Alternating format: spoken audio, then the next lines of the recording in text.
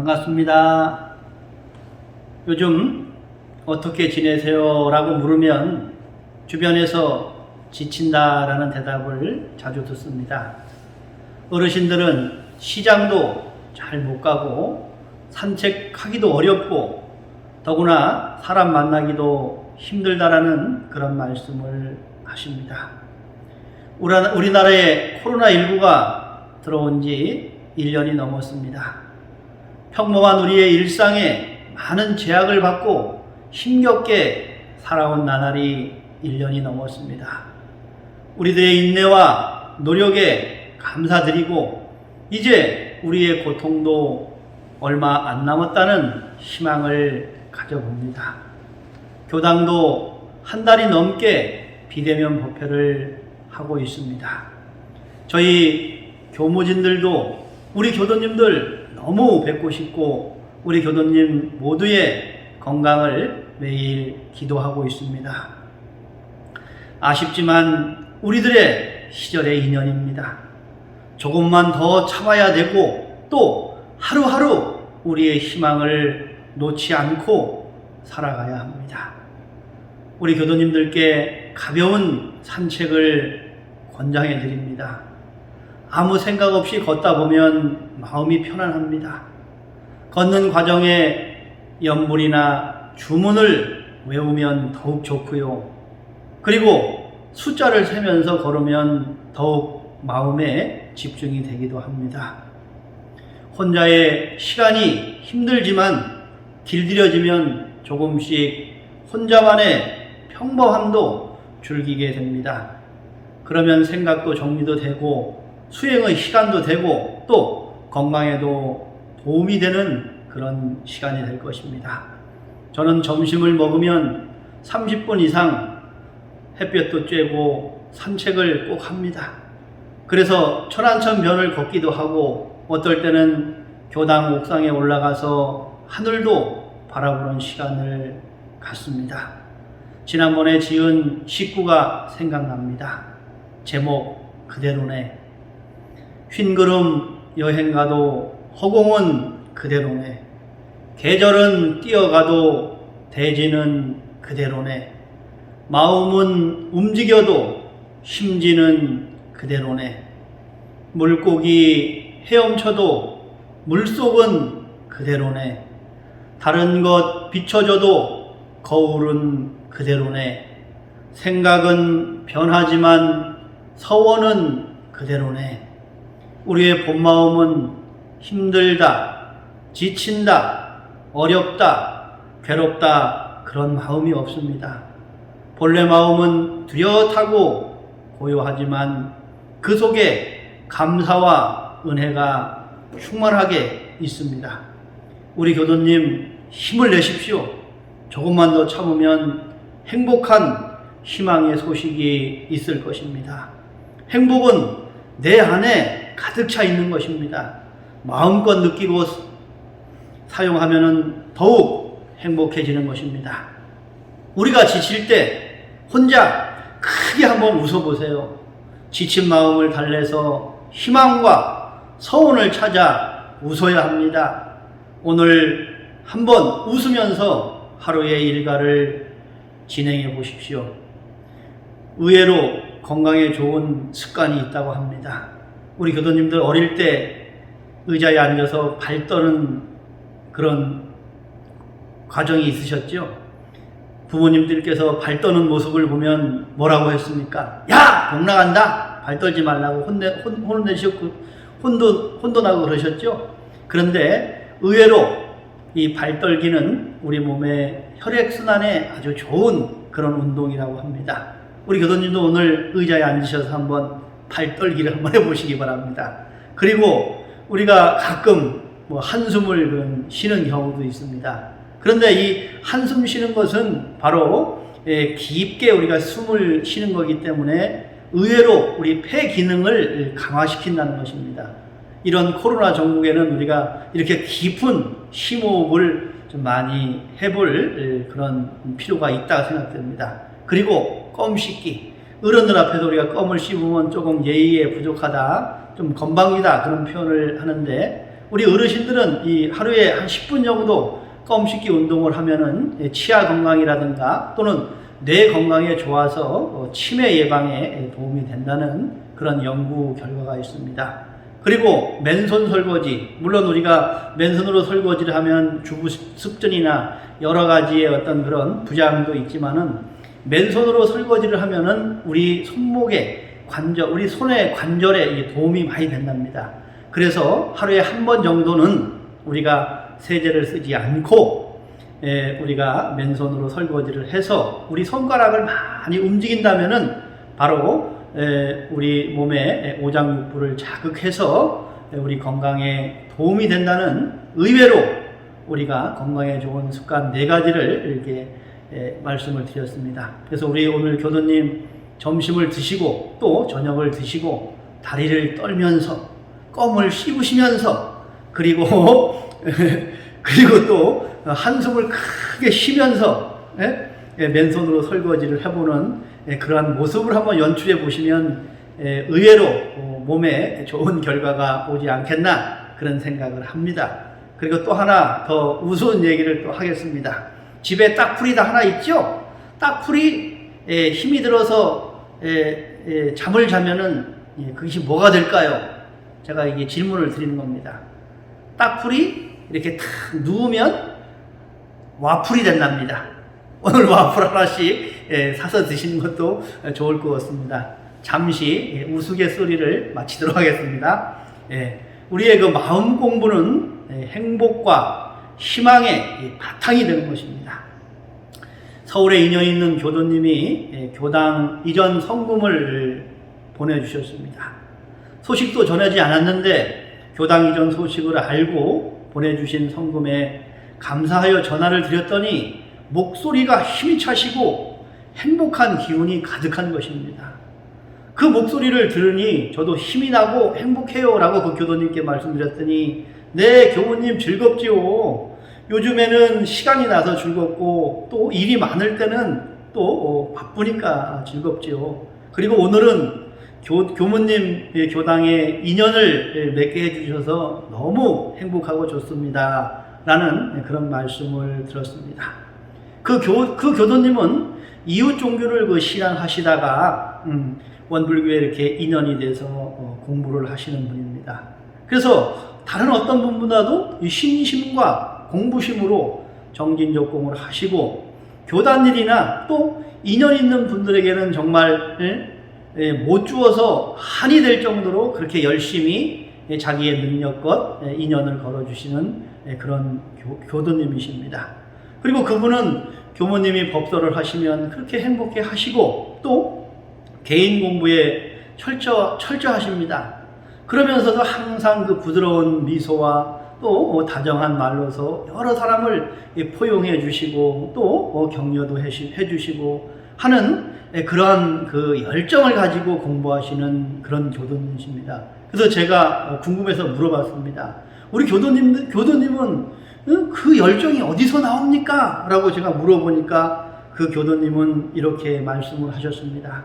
제가 이 원불교 교법에 인연한 자체가 너무나 감사한 것입니다. 그리고 그 큰 스승님을 모시고 내가 이 마음 공부를 하니까 너무너무 행복하고 매일매일 그 행복함 속에서 살아간다는 그런 말씀을 해주셨습니다. 저와 그 교도님의 인연이 10여 년이 넘었는데 한결같은 공부심에 존경심이 가득한 분이십니다. 그래서 그분을 보면 저절로 마음이 행복해지고 그 행복의 향기가 저의 마음을 이렇게 안심시키고 또 뭔가 용기를 주는 그러한 교도님이십니다. 그래서 우리가 마음 공부를 하면 행복을 주는 향내가 난다고 합니다. 마음 공부의 향기는 인공으로 만든 향기가 아닙니다. 마음의 향내인 것입니다. 그래서 우리가 수양을 잘하면 평안의 향내가 납니다. 연구력이 있으면 지혜의 향기가 납니다. 취사력이 뛰어나면 덕의 향기가 가득하다고 합니다. 우리 종법사님이나 우리 교단의 큰 스승님들을 가까이서 배우면 정말 그런 마음의 향기가 나는 것을 느낄 수가 있습니다. 그러나 그 향내의 바탕은 바로 정진적공으로 지혜와 자비가 뭉친 기운의 향내인 것입니다. 그런 분들은 맑은 기운이 투명하게 감싸고 있기에 사막시가 감히 범접하지 못합니다. 밝은 기운이 둥글고 환하게 빛나기 때문에 무명의 마음이 저절로 녹아나는 것입니다. 바른 기운이 훈훈하고 바르게 덮고 있어서 사심이 녹아나는 것입니다. 그 향기는 맑고 밝고 바른 일원의 향기라고 할 수 있습니다. 그래서 우리가 스승님과 공부 동지를 가까이 할수록 우리의 행복의 지수는 높이 올라가는 것입니다. 일원의 향내는 내 마음의 업장을 멈춰서 맑고 밝고 바른 기운을 가지게 합니다. 그 기운은 내 마음을 행복하게 하고 즐겁게도 하지만 한편으로는 두려움도 느끼게 합니다. 내가 공부를 잘하고 열심히 정진하면은 그 향내는 나에게 희망과 기쁨을 주지만 그러지 못할 때 내가 가지고 있는 사막시의 기운을 강하게 꾸짖는 맑고 바른 기운의 향기에 놀라기도 합니다. 공부에 따라서 몸으로 미소 짓는 향내가 있고 맑고 밝고 바른 기운의 향내가 있고 대자비와 지혜의 향기로 많은 생명의 업장을 녹여주는 그런 과정이 있음을 알아야 합니다. 우리 모두 이러한 향기나는 공부인으로 행복한 낙원을 이뤄가는 주인공들이 되었으면 합니다. 겉과 속이 한마음이 되면은 행복해집니다. 어느 도반과 투명 창문을 보면서 이야기를 나눴습니다. 저 유리는 왜 저렇게 맑을까? 제가 물으니 그 도반이 겉과 속이 같으면 투명해지잖아요. 그런 말을 합니다. 안과 밖이 하나가 되면 투명해진다는 말에 무언가 마음의 느낌이 왔습니다. 어떻게 하면은 우리의 마음을 안과 밖이 하나가 될까 연구를 시작했습니다. 우선 자신의 마음을 알아야 합니다. 자신의 생각을 보면 자기 자신을 생각으로 자기 자신을 바라보면은 참으로 모자란다는 생각을 많이 할 것입니다. 자신의 모습의 한계도 느끼고 또 울어도 보고 또 웃어도 보아야 합니다. 그래서 어떨 때는 포기도 해보고 또 극복하고자 하는 그런 마음도 가져봐야 합니다. 그대로의 마음을 포장하지 말고 정진적공의 공부 과정을 지나다 보면 조금씩 자신의 한계를 넘어설 수 있습니다. 나의 한계를 넘어설수록 행복은 점점 더 커지는 것입니다. 저는 정기일기를 쓰면서 마음이 솔직해지는 법을 배웠습니다. 일기는 기재라고 하지요. 자신의 마음을 그대로 기재하다 보면은 자신의 한계에 답답함을 느낄 때도 있고 또 자신을 알기 때문에 용기를 가지기도 합니다. 그러나 반드시 스승님과 지도인의 솔직한 점검을 받아야 분별의 정제 과정을 거쳐야 투명하게 자기의 마음을 자기 자신을 바라볼 수 있는 힘이 생기는 것입니다. 일기는 글쓰기를 넘어 마음의 이야기입니다. 그 이야기는 마음거울이 되어서 자신을 정확하게 비춰주는 것입니다. 정기일기를 기재하고 점검을 받다 보면 내 마음을 알고 남의 마음을 이해하게 되니 모든 것이 은혜임을 알게 되니 자연적으로 공익의 마음을 가지게 됩니다. 공익심은 진정으로 행복을 나누는 마음입니다. 여러 교도님들이 교당에 오시면 공익의 마음으로 일도 하시고 또 어떻게든 교당에 도움을 주고자 또 여러 사람을 교당의 주인으로 만들고 어떻게 하면 만들까? 그런 생각만 하시는 모습에 교도님들께 정말 감사드리고 그 소중한 마음에 감동도 합니다. 공심이라는 것은 대중일의 마음을 합해주는 것입니다.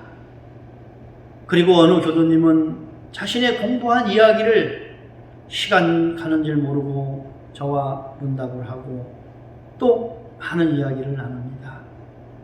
그럴 때마다 그런 회화의 시간이 있을 때마다 저는 참으로 기쁘고 행복한 시간이 되어지는 것입니다.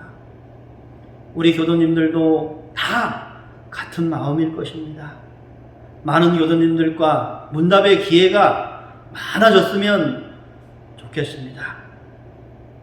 마음은 키우는 것이라고 말씀을 들었습니다. 자기만 생각하고 자기 일에만, 자기 마음에만 머물러 있으면 자기밖에 보이지 않습니다.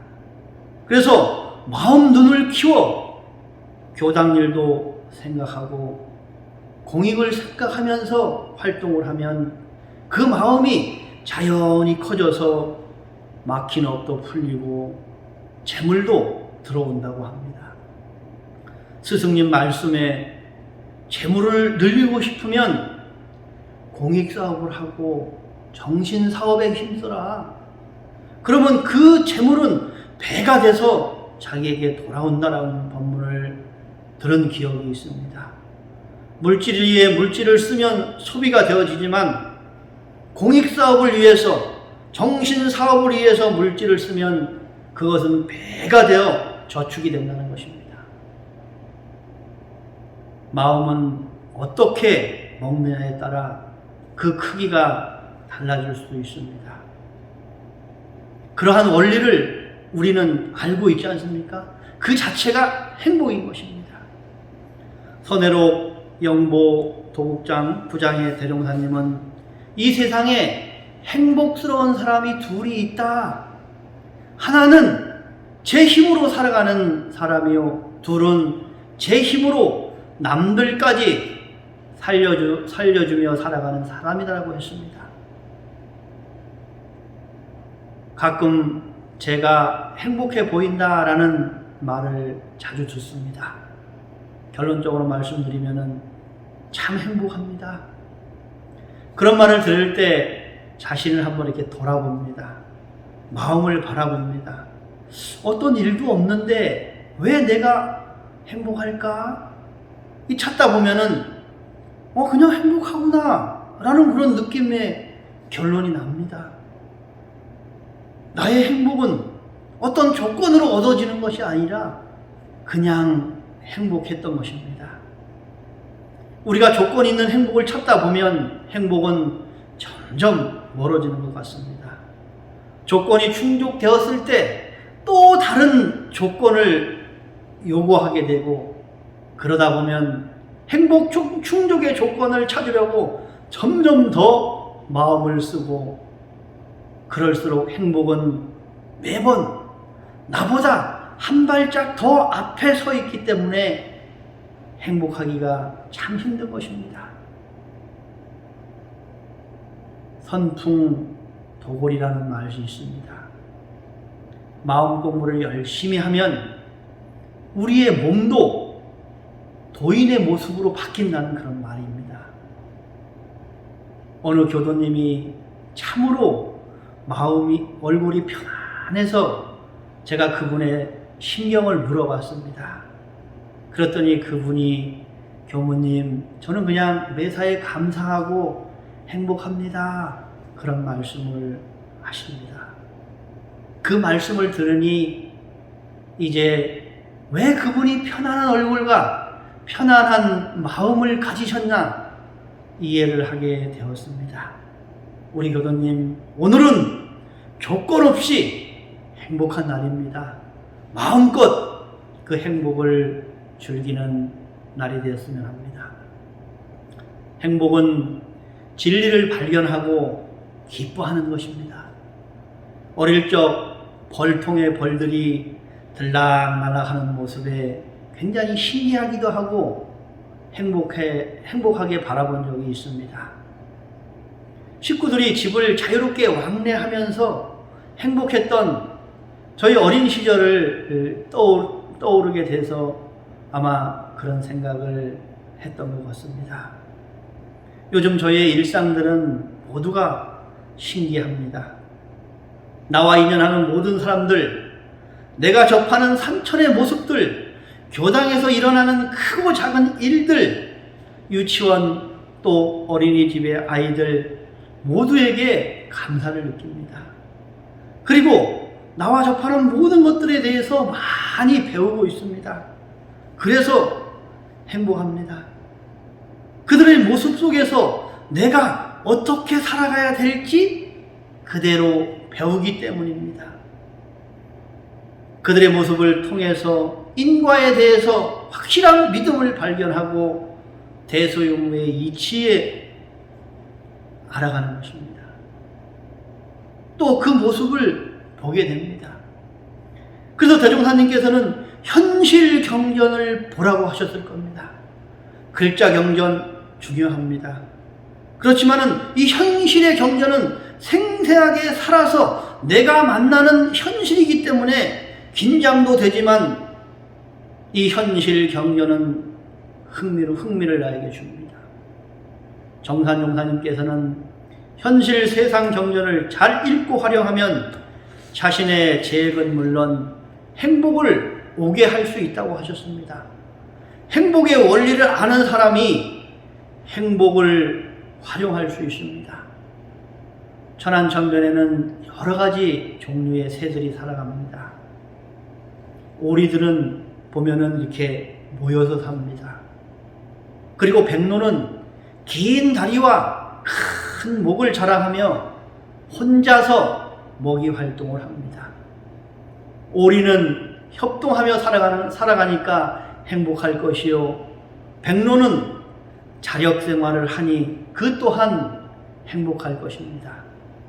세상의 모든 일들은, 세상의 모든 것들은 다 이유가 있습니다. 그 이유를 하나하나 진리적으로 알아가는 재미가 큰 공부입니다. 사람도 혼자 살아가야 할 때가 있고 협동해서 함께 해야 할 일이 있습니다. 혼자 해야 할 때를 대비해서 자력을 기르고 함께 해야 할 때는 공익의 정성을 길러야 하는 이치를 알고 살아간다면 참으로 행복한 인생일 것입니다. 교육품 36장에서 대종사님께서는 각각의 도에 밟으면 행복을 누릴 거리라 하셨습니다. 유치원 아이들을 보면은 하루 종일 뛰고 웃고 합니다. 그들은 생명이 가득하기 때문입니다. 그리고 그 아이들은 현재에만 살고 있기 때문에 그 행복의 에너지가 지치지 않습니다.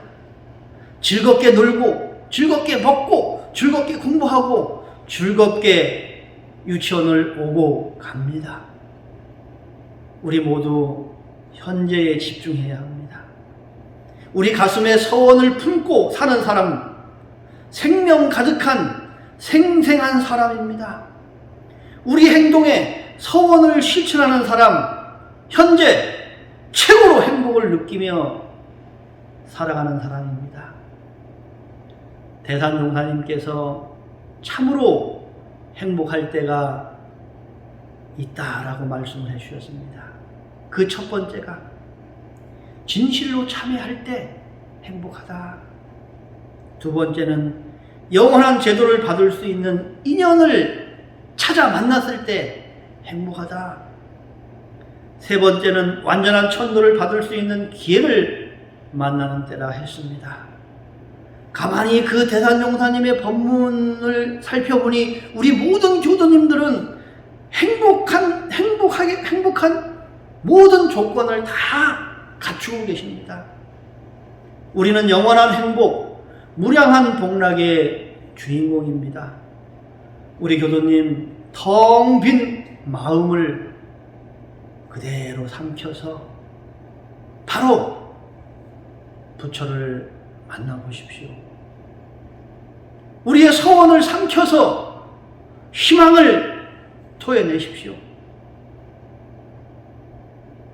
그리고 이 희망을 삼켜서 행복을 적극 활용하시기를 염원합니다. 행복할 줄 아는 사람이 행복을 사용할 수 있습니다. 천지의 향기는 행복입니다. 우리는 영원히 행복한 공부인임을 잊지 않고 살으셔야 될 것입니다. 우리 교도님 일주일 동안 또 건강하게 잘 계시고 마음 공부 잘 하시면서 다음 주에 뵙도록 하겠습니다. 감사합니다.